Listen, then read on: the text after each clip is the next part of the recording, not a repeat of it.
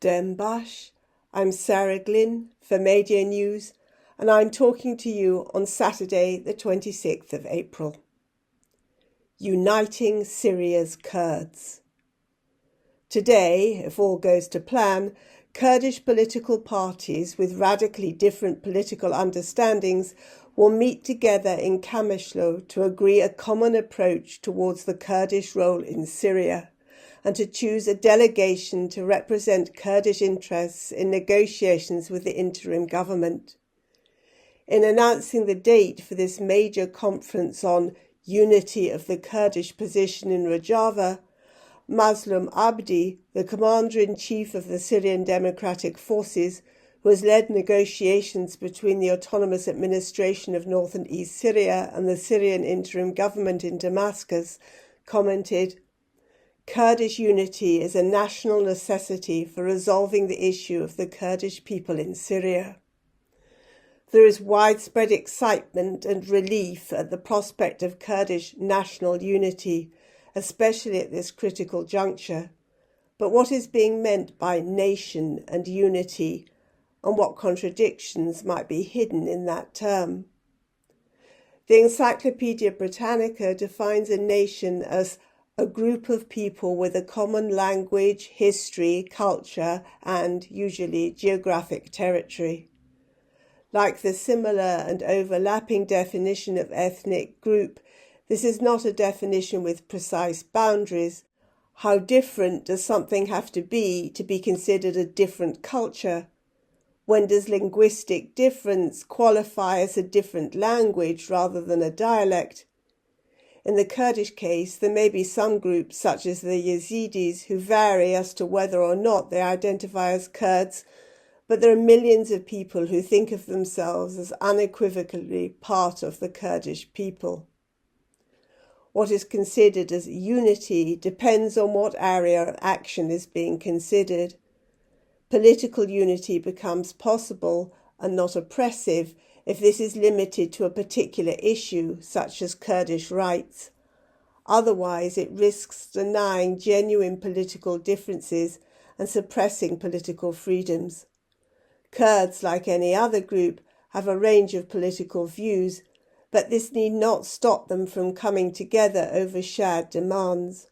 Lokman Ahmeh of the Green Democratic Party explained to Rojava Information Centre, "The aim of this conference is to unite the Kurdish position, but not to unite the Kurdish parties." The main Kurdish political party in Syria, the Democratic Union Party, or PYD, ascribes to the ideas of Abdullah Öcalan. They've been trying to build a system of bottom-up democracy that prioritises women's rights and multicultural coexistence and centres social need rather than capitalist profit. The PYD and related groups have had a troubled relationship with a coalition of opposition parties named the Kurdish National Council, or ENKS. The ENKS is conservative in outlook. It has a strong link to the Kurdistan Democratic Party, the KDP, in Iraq, which practices a crony capitalism and is close to the Turkish government. The ENKS lost out in the competition for popular support, and the PYD was able to exploit the power vacuum of the Syrian civil war and establish alternative autonomous structures in the Kurdish regions in what has become known as the Rojava Revolution. If today's talks succeed, this won't be the first time these two very different organisations have agreed to work together. In July 2012, on the eve of the Rojava Revolution, KDP leader Masoud Barzani helped facilitate a power-sharing agreement. For the PYD, this was important to prevent intra-Kurdish tensions at a time of great uncertainty. For the ENKS, this was a way to recuperate some of their lost influence.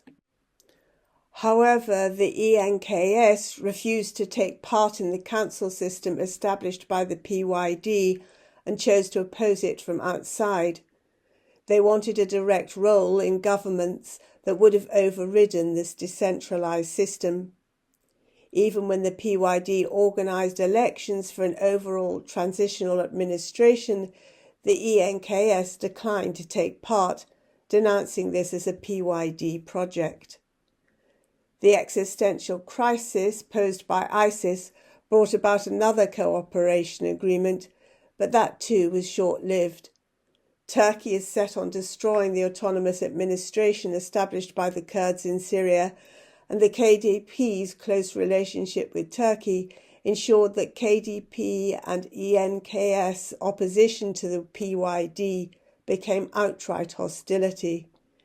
The ENKS supported the KDP's blocking of aid from crossing into Syria, and they have been repeatedly accused by the autonomous administration of acting as fifth columnists. In light of these accusations, the autonomous administration shut down ENKS offices and arrested ENKS members, and the ENKS accused the administration of violating their human rights. Between the PYD and ENKS, there is a lot of history to overcome, on top of intrinsic differences in political outlook, but there have been a great many attempts to bring the organisations together. These have been spearheaded by the Americans, for whom an unspoken subtext will have been the tempering of PYD radicalism. France has also played a role, and the Barzani clan are again invested in Kurdish unity. The urgency of the current moment seems to have finally overcome political differences and historical conflict. Today's conference is a one-day event with hundreds of delegates and a lot of public speeches, so the groundwork of negotiations will have already happened. While there is agreement as to the need for Kurdish cultural and language rights, there remain different views on the political structure required to ensure this. The ENKS want to see the Kurdish regions run as part of a fully federal Syria, while the PYD has always argued for their system of autonomy with decentralised bottom-up democracy and everything run as locally as possible. Badran Chia Kurd, advisor to the Autonomous Administration of North and East Syria, confirmed 2 weeks ago that last month the different Kurdish groups had agreed a common political vision that called for a federal, pluralistic, democratic parliamentary system. Any form of decentralisation will be opposed by Syria's interim president, Ahmed al-Sharaa, and intensely resisted by his Turkish backers. For the ENKS, the demands themselves are relatively straightforward, but for the PYD there are additional considerations that add complications, both philosophical and practical. In seeking Kurdish unity, they are acting as Kurds, but when they are part of the autonomous administration, they are acting for all the peoples of North and East Syria.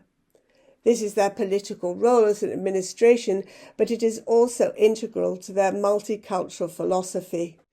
The administration has already put together a different negotiating team for North and East Syria that deliberately has representatives from both Kurdish and Arab communities, and also one person who's a Syrian. The Kurdish leadership's dual role will not be a problem if they are able to negotiate their desired solution of greater autonomy and cultural freedoms for all parts of Syria, and a strong voice for decentralisation could benefit everyone.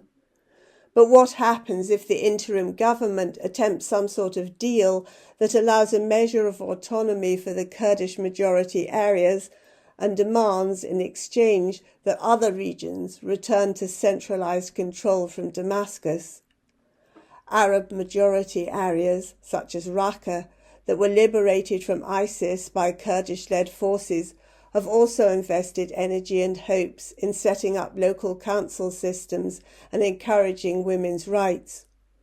Already Manbij has seen its freedoms disappear after occupation by Turkey's mercenary militias.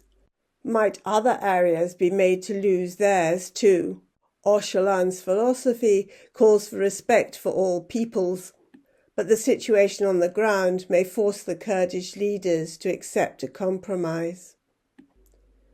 Much will depend on the position taken by external actors. The political situation in Syria is still unstable, and al-Shara's control is far from secure. Turkey is pushing him to make as few concessions to the Kurds and the autonomous administration as possible, and is offering him help with his army and security services and help with reconstruction. The United States, which has been very active behind the scenes facilitating negotiations, still keeps Syria under heavy sanctions. They are using Syria's urgent need to get the sanctions lifted as a lever to force concessions from Damascus, and it seems that they have already got al-Shara to detain 2 leaders of Islamic Jihad and to agree in principle to the possibility of recognizing Israel. Israeli interests are a focus of America's list of demands, but they might be persuaded to push for regional autonomy.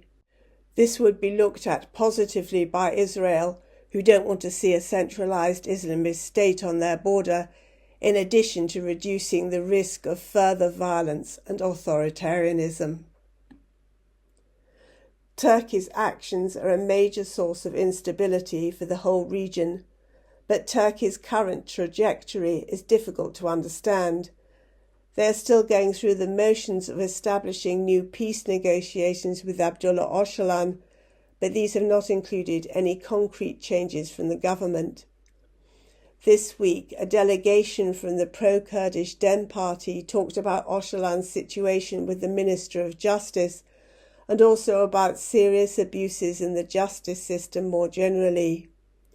Even while they were meeting, the authorities slammed another baseless charge on Selahattin Demirtas, the imprisoned former co-chair of the HDP, the DEM party's predecessor, whose release has been demanded by the European Court of Human Rights. In fact, Turkey seems determined to commit to an authoritarian path. The Istanbul Bar Association has published a report on the police violence and detentions following the mass protests against the arrest of Ekrem İmamoğlu, the Istanbul mayor and potential presidential candidate.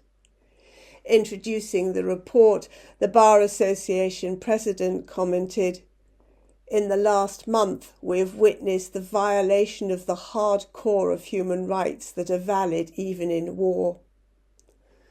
The Swedish journalist arrested for reporting on the protests could face a 12-year prison sentence. And not content with locking up İmamoğlu and detaining his lawyer, the authorities have now issued a warrant for his lawyer's lawyer. Turkish citizens, searching for a moment of ostensibly light relief, have been drawn yet again to the antics of mafia criminals and their links to politicians. Interest has been prompted by an interview in a North Cyprus paper with Cemil Ünal, the financial manager of illegal betting baron Halil Falyala. Ünal, who was arrested in the Netherlands but released after 16 months, and it is reported cooperation with the Dutch and American authorities, has been talking about Falyala's operations and his collection of blackmail tapes, and he's implicated various people close to the government. These include former Interior Minister Süleyman Soylu, who is said to have accepted bribes, and the sons of Foreign Minister Hakan Fidan and former Prime Minister Binali Yildirim, of whom there is said to be compromising tape footage.